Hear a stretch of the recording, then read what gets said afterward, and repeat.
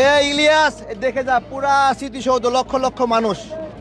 দেখ দেখ, এটা বালের স্বাধীনতা হলে দেশের মানুষ কাউকে মাইকিং করে ডাকতে হয়েছে, গাড়ি ভাড়া দিয়ে আনতে হয়েছে?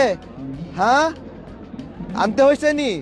যে প্রোগ্রামের লোক নিয়ে আসবে, বলবে বিএনপির লোক, লীগের লোক, এরকম বলবে। এটা সাধারণ মানুষ সবাই আসছে। এরা একটা এজেন্ডা নিয়ে আসছে আমাদের মুক্তিযুদ্ধকে অপমান করার, স্বাধীনতাকে অপমান করার। এবং কত বড় সাহস বীরঙ্গনাদের পতিতা বলে। ঠিক আছে, আমাদের মুক্তিযুদ্ধে 16ই ডিসেম্বর আজকে এই দিনে বিজয় অর্জিত হয়। ওদের বাপরা এই দিনে হাঁটু গেড়ে বসে আত্মসমর্পণ করেছিল।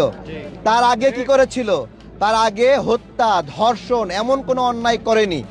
আমাদের যুবক যুবক ভাইয়েরা, ছাত্র ভাইয়েরা, কৃষকরা, তারা তার মাকে রেখে, বোনকে রেখে, পরিবারকে রেখে যুদ্ধে গিয়েছিল এবং তাদের ঘর একা ছিল। সেই একা ঘর থেকে মাদেরকে, বোনদেরকে উঠায় নিয়ে যে ধর্ষণ করেছিল।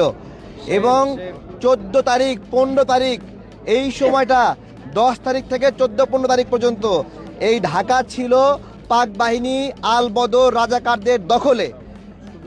এই যে আল বদর পাক বাহিনীর দখলে ছিল 14-15 তারিখ পর্যন্ত। 16 তারিখে এসে আত্মসমর্পণ করলো। ঢাকার বাইর থেকে আস্তে আস্তে চাপতে চাপতে মুক্তিযোদ্ধারা ঢাকার দিকে ঢুকতেছিল। তারা ঢুকছে 15-16 তারিখে।